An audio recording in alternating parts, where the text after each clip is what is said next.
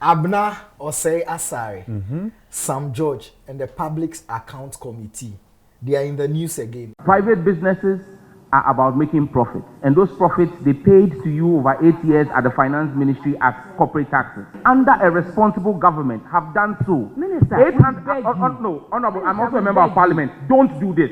You don't have. You don't. Please, I am on the floor, Minister, honorable. I understand. Let me make my point. No, you won't heckle me. Don't play sentiment. You, but we beg Chairman, you.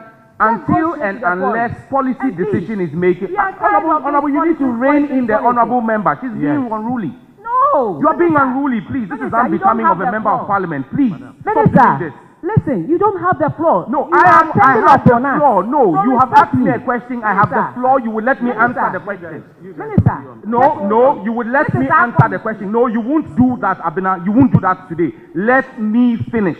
You see, a lot of the times, the voices that shout that, hey, they should account.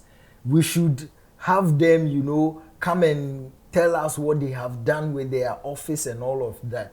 When the tables turn, more often than not, those people actually don't find their voices, especially when you are looking for missing funds and all of that. I am saying this because as a chairperson, your duty there is to make sure that the public knows what people in position are using their power and resources for. But as I sit here today, I do not know whether when Sam George came to account, one of the questions is that why are we having bad networks from these telcos? As I sit here today, I don't know the reason. Because one chairperson decides that, hey, this is my committee, you don't tell us what to do. And the person who is also supposed to answer an account also went very defensive. And as we sit here, we don't really know what they have accounted for. But I don't believe that that is what that committee is set up to do. So I am very worried about this chairperson. Is it the case that we will have a chairperson who would always engage in diversionary tactics and not allow us to see real accounts of stakeholders and people who are in power? I beg to differ. I think that Sam George must be called out. See, as a minister and as a member of parliament, Sam George embodies the definition of there's a thin line between confidence and arrogance. And at this point, he's in the arrogance terrain. Why do you say that? Why do I say that? You've gone before a committee. There's a reason why the Constitution says Parliament will have committees, and the committees will have chairpersons or chairman or chairwoman. If you are answering a question and the chairperson thinks, say, what you are saying, I need more clarity. We all have issues with the approach with how the Honorable Abena Osei decides to ask follow-up questions and all of that. But you don't make utterances like, Abena, you will not do this today. But wait. That's one, it means that it's prejudicial. You came to the committee to prove to Ghanaians that... Would you fault someone like Sam George, this same chairperson called an honorable small boy? So if Sam George is being defensive like this, maybe you should understand him. And is there not a difference between seeking clarity and heckling someone? But there should be an approach of giving respect to the command at the committee level. So are we saying at appointment committees and other committees, people don't have, the MPs on there, the members, don't they have right to ask more than one question? But when the chairman or chairperson says everybody is entitled to one, do they go by it or they don't? They do. How many times has the NDC co-chairperson, the former president's Atamils, how many times has he not heckled people because he feels they were not answering the question or they were not speaking to the issues he raised? But so it's a normal thing. But you see, all of these issues that were being raised were infractions that happened in her tenure. So if you then come forth looking as you don't want me to answer certain way, would you not come forth as someone who is dodging and diverting, attention to what really is? I don't believe in that. Okay. What I know is that they are at a committee sitting. Whether it happened during her tenure or not, she wanted follow-up questions to be answered, and especially where you were answering it to. You and I know, if we want to be blind about it, it's fine. But he was being political with the answers. And nobody will allow you to malign their party when they are there. That one won't happen. Okay. So if I interject that I've asked you a specific question, who doesn't know that a lot of the infractions happened under Akufo-Addo's administration? But that is why we say governance is continuing. So when you are sitting there as communication minister, I'm not saying you are the one who did it. It's the ministry. You are in an office. You will leave tomorrow.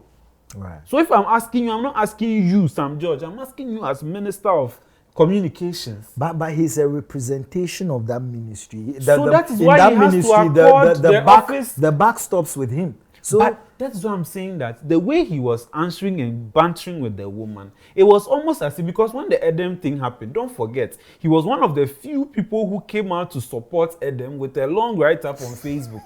So you came to the committee with a prejudicial mindset that I'm coming to shut this woman up. And with you, knowing you and how controversy doesn't run away from your side, you decided to capitalize on it. Now, it's Public Accounts Committee. What are we discussing today? Sadly, we are not even talking about how bad the networks are. Kingsley, my network is not good though. My network is not good. Nobody's network is better. But you see, right now, that's what we are discussing. When the import of the matter could have been dealt with without this unnecessary drama.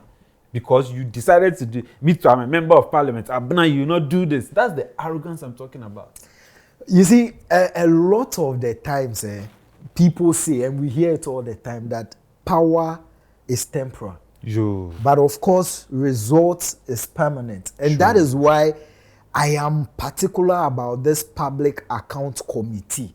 You see, almost every day, every time, you hear the headline, Public Accounts Committee has interdicted this. They found out this ministry is embezzling this. But we are never told how much we've been able to recover back into the public purse.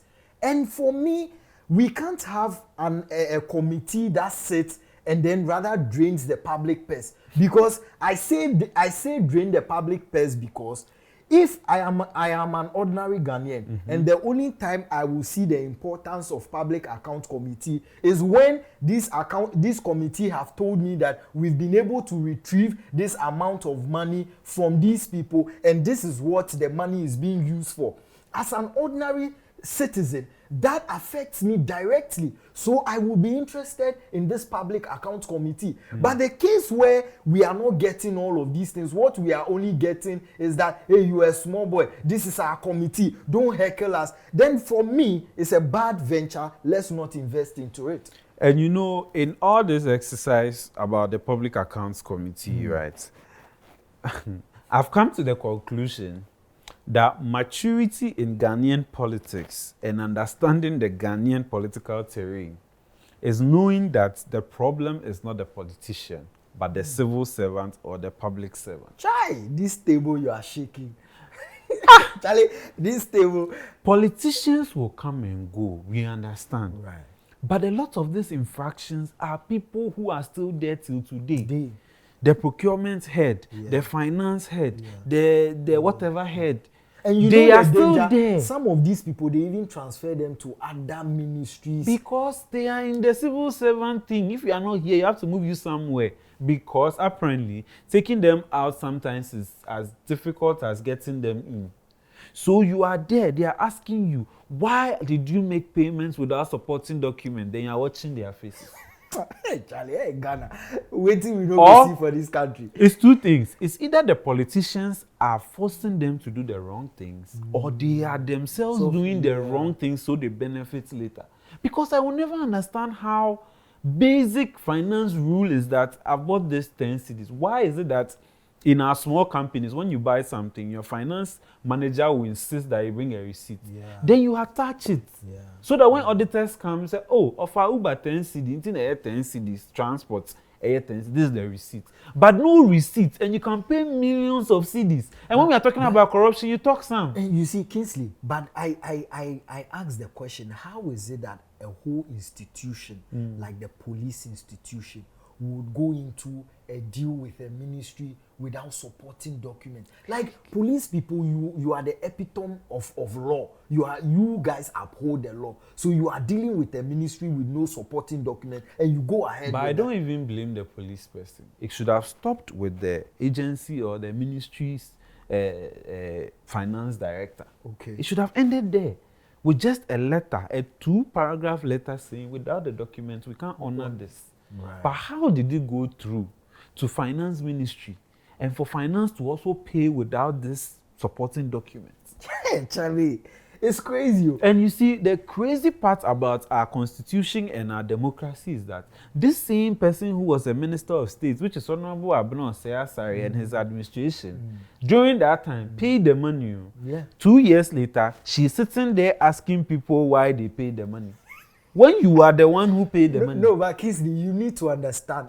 She time has come. She was acting in a capacity, granted. But you see, that is why I make the point that, look, this country, we've all agreed that we are on a reset, right? Now, that is the same way we all must agree that the rot that is happening doesn't even start with the politician, right? Now it's our own people, the civil servants and the civil society, those people who work for the government and all of that. I am saying this because the people who are shouting for accountability today should not forget that he who calls for equity must come with clean hands. The table will turn, and we will be asking of that same accountability from them. And we issue. You mean Sam George? Of course. That's if he's still the minister. You don't think he would keep that ministry for some time? This research agenda there, Sam George shouldn't go into the second half of this administration. If there's any reshuffle, Greater Accra Regional Minister Sam George, they should be reshuffled. They don't make it for you. They should be reshuffled or taken out completely. But why do you think Sam George hasn't delivered? Sam George is creating because unnecessary disaffection for the goodwill that John Mahama has in the second term. I'm telling you, if you go on X, you go on social media, you can tell how if people don't like NDC today, and if we do a survey and their goodwill is dipping, Greater Accra Regional Minister was 30%, Sam George was 35%. Sam George, then your utterances in the past, when you bring it up, then he vex. Something in I talk, nobody spoke. You can see his video, the visual. The lips is going the same way as the sound. But both.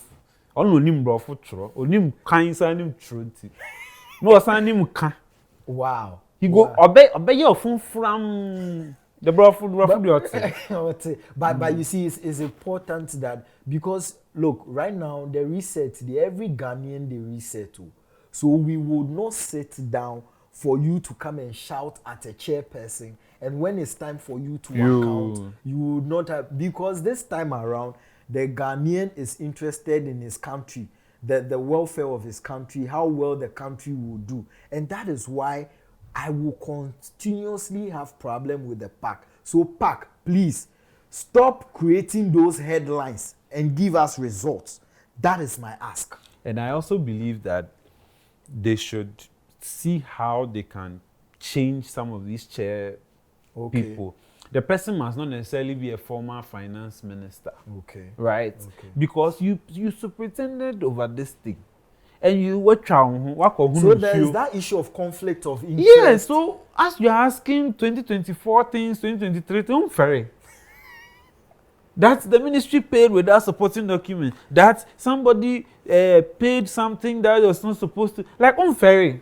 And you are asking, and you can't also then subject to Kingsley, let's leave the rest. No, the democracy there. I think within. As we go on, I don't know what the Constitutional Review Committee has done. Right, okay. But we have to look at our constitution. Like, they just go round. Like you're saying, it will get to a point, it is now NPP maybe in power or another party in power. Yeah. Then the NDC president to come and sit down. Ato Forson will be asking, why did you make 10 million a year without supporting the... Now, who when bizarre? I had no baby. With this can Well, let us know what you think about this whole Public Accounts Committee brouhaha. Let us know in the comment section. And whilst you're doing that, recommend this to a brother, a friend, a sister. Until we come your way next time, always be a great citizen. We are.